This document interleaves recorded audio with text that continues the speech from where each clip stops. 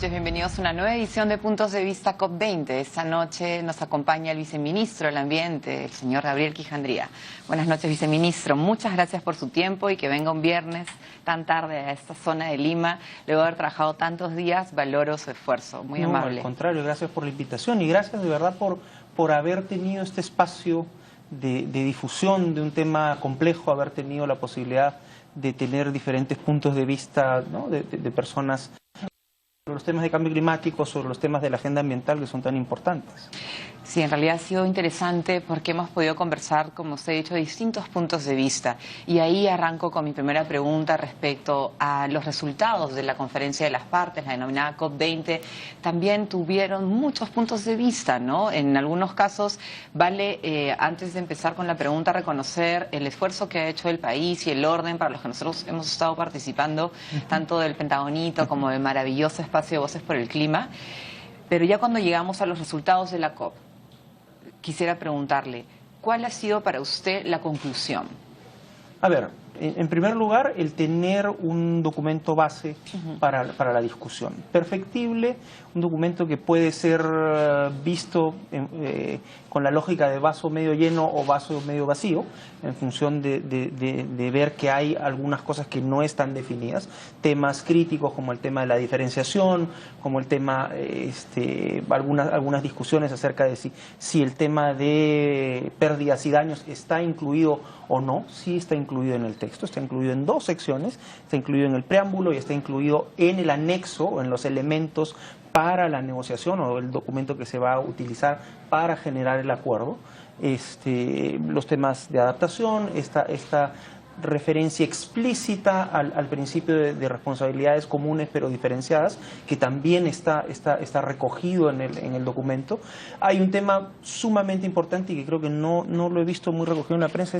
Esta es la primera decisión que se toma en el marco de la Convención, que reconoce la necesidad que los países en vías de desarrollo también asuman compromisos de reducción de emisiones. O sea, eso es algo que venía en la discusión, pero este es el primer documento que lo pone por escrito. O sea, que países que han venido creciendo de manera importante en términos económicos en los últimos años, tienen que empezar a poner el hombro en esto y tenemos que poder dejar atrás esta división del mundo que hizo el protocolo de Kioto de solo los desarrollados tienen responsabilidades sobre este tema y los países en vía de desarrollo no.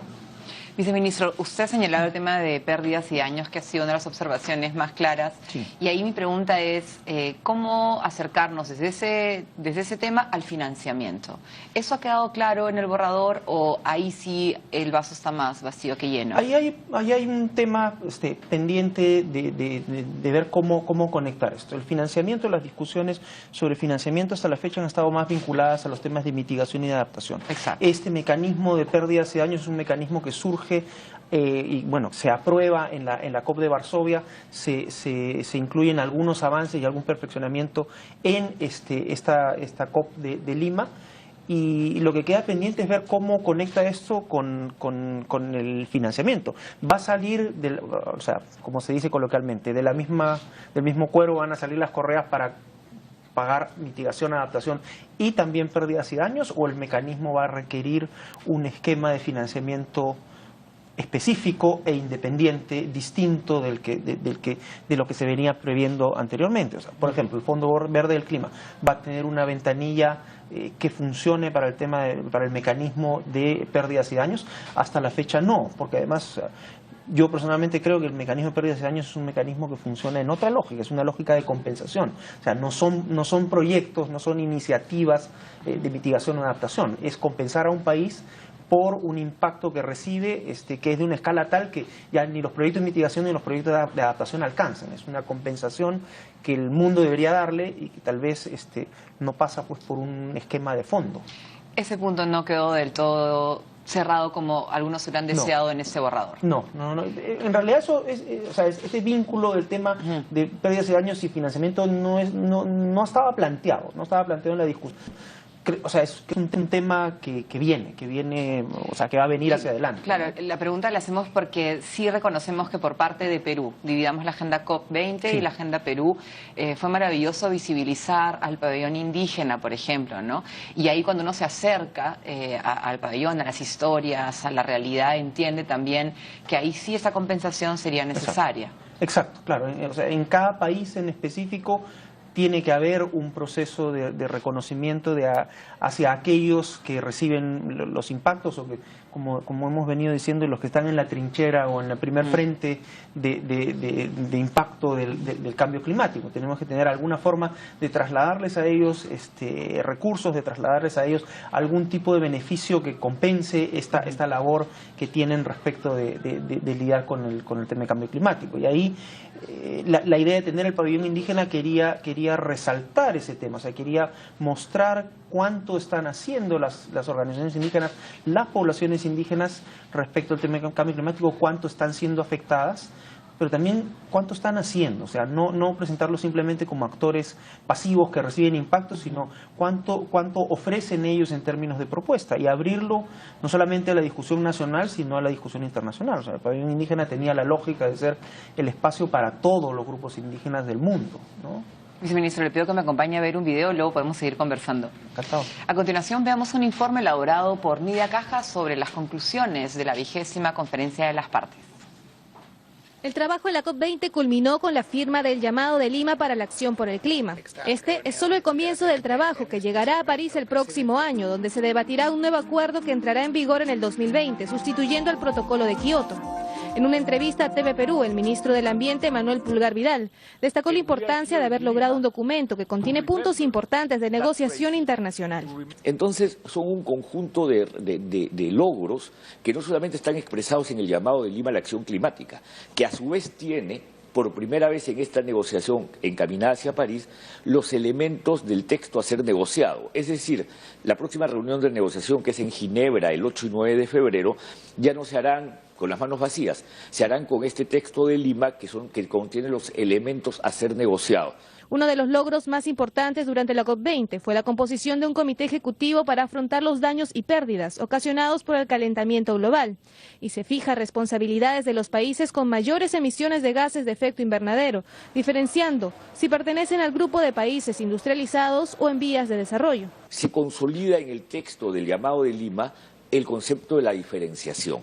Hay que tener en cuenta, Jennifer, que en este debate climático la gran discusión es si los países desarrollados nos causaron el problema, ¿por qué ellos no asumen la mayor responsabilidad?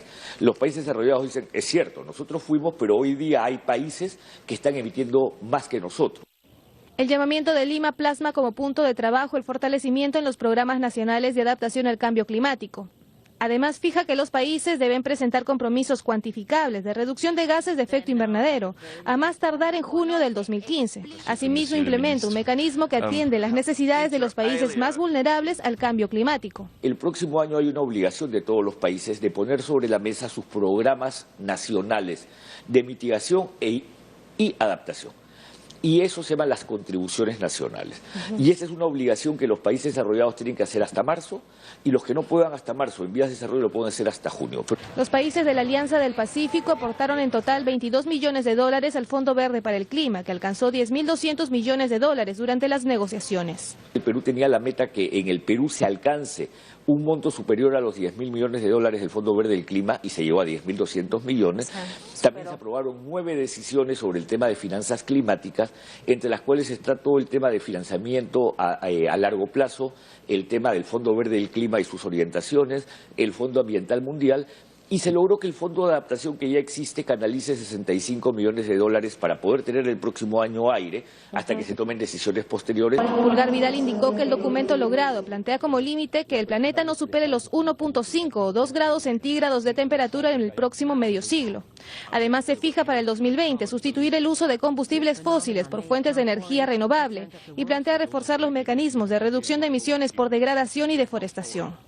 El documento cuenta con un anexo con puntos, con elementos a ser negociados en el camino hacia la COP21. Este será debatido en febrero durante la próxima reunión de las partes en Ginebra.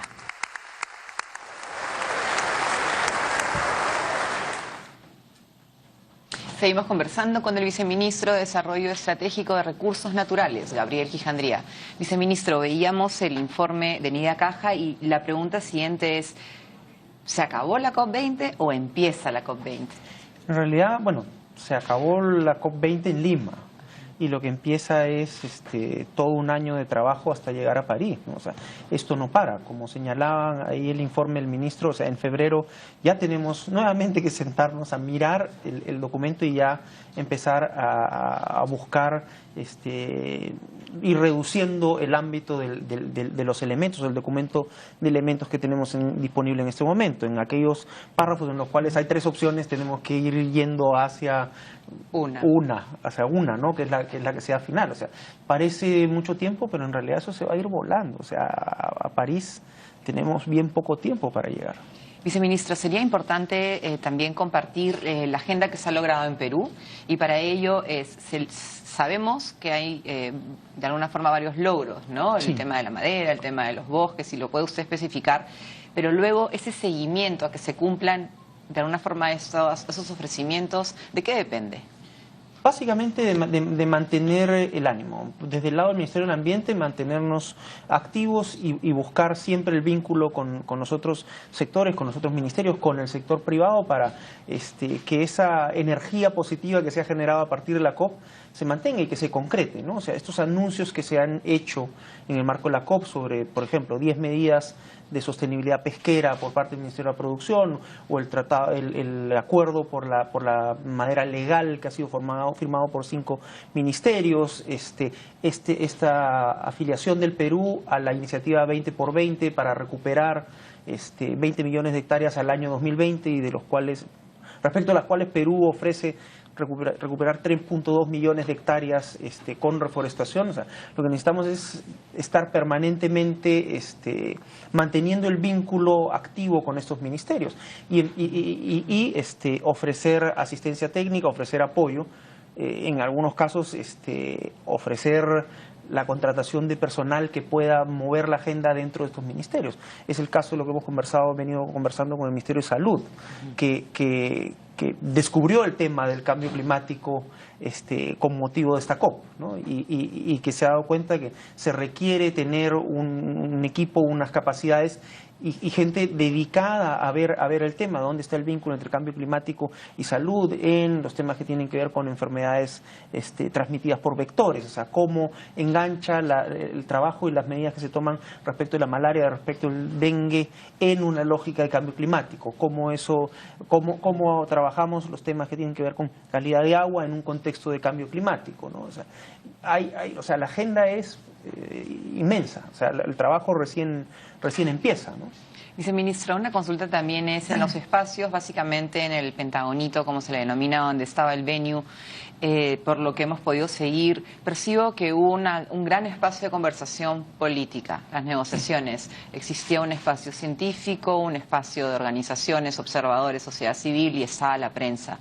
Pregunto, ¿es complejo lograr interconectar o concertar estas conversaciones? Sin duda, ¿no? O sea, a ver, empezando por el tema de la variedad de países y de situaciones que los países que participan de la convención tienen.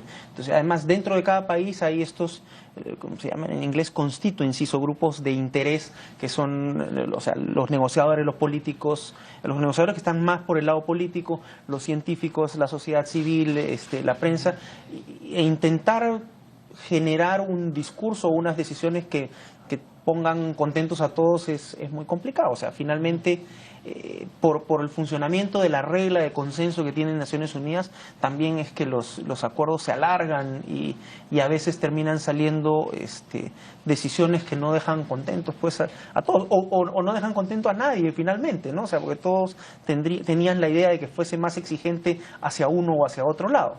En realidad, mi lectura del producto o de lo que entrega finalmente la COP, creo que es algo bastante balanceado. Como decía, tiene este elemento nuevo de decir, bueno, la escala del problema es tal que si no están todos montados en el tren de la solución, entonces más bien están generando el problema, ¿no? O sea, y obviamente con responsabilidades mayores para aquellos que han generado el problema históricamente, para los países desarrollados, pero los países en vía de desarrollo ya no podemos quitar el cuerpo, o sea, no podemos seguir diciendo, no, yo me siento a que me compensen, ¿no? a que me traigan, pues, que me paguen por el problema que yo no generé. Bueno, resulta que ahora, pues, el primer emisor de gas de efecto invernadero es un país en vías de desarrollo, el tercer emisor de gas de efecto invernadero es un país en vías de desarrollo también. Mi última consulta, viceministro. En este tema de generadores de gases de efecto invernadero incluimos a las empresas también. ¿Cómo ha sido para usted, en conclusión, la participación, el acercamiento, la curiosidad, el apoyo del sector empresarial que realmente en este país es tan necesario, tan importante y que de alguna manera ejerce mucho poder? Ha sido interesante ver cómo se han aproximado, cómo se han dado cuenta que estas discusiones no son discusiones del ámbito ambientalista, sino que tienen que ver en muchos casos con la discusión acerca del futuro de las industrias, de determinadas industrias que están muy vinculadas al tema del cambio climático. La industria energética han podido percibir, por ejemplo, que hay oportunidades de negocio en industrias como la industria forestal, como la industria de gestión de residuos sólidos, que nosotros como país no hemos aprovechado pues en la escala que se puede. Y el tema es darse cuenta, bueno, ahí están las oportunidades, ahí están las posibilidades de financiamiento. Creo que hay cosas que destacar, como la firma de este programa de inversión responsable que se ha hecho con la Bolsa de Valores. El PIR. Exactamente, el PIR, hay el protocolo verde para el sector financiero también. O sea, hay iniciativas que yo creo que empiezan a romper el hielo y a empezar a generar la posibilidad de empezar a mover la agenda climática en la discusión desde el sector corporativo. Ha sido muy importante identificar líderes, identificar algunos campeones del tema, ¿no? O sea, personalmente, o sea, con nombre propio, decir, bueno, ayúdame a mover esto, ayúdame a lograr el acercamiento que a veces es un poco más complicado para un funcionario público, que es visto como pues un ente extraño, ¿no? desde la lógica privada. Y creo que eso ha funcionado bien. Obviamente hay que escalarlo, o sea, necesitamos que nuestro sector privado esté mucho más metido, mucho más comprometido en este tema, porque finalmente, cuando uno lo ve en términos de las decisiones que se tienen que tomar para mitigar o para adaptarse, son siempre decisiones privadas. O sea, el país asume compromisos globales, ¿no? O compromisos que pone respecto del mundo de reducción de emisiones, pero la reducción va a ocurrir en una empresa. La reducción de emisiones va a ocurrir en una empresa o en una comunidad o a nivel de la persona que consume menos agua o que consume menos energía. O sea, es una decisión privada finalmente. Viceministro, muchísimas gracias por su tiempo y por habernos acompañado en nuestro último programa de Puntos de Vista COP20. Ha sido un placer estar con usted. Igualmente, encantado. Muchas gracias. Nosotros nos damos una pequeña pausa y regresamos en Puntos de Vista COP20.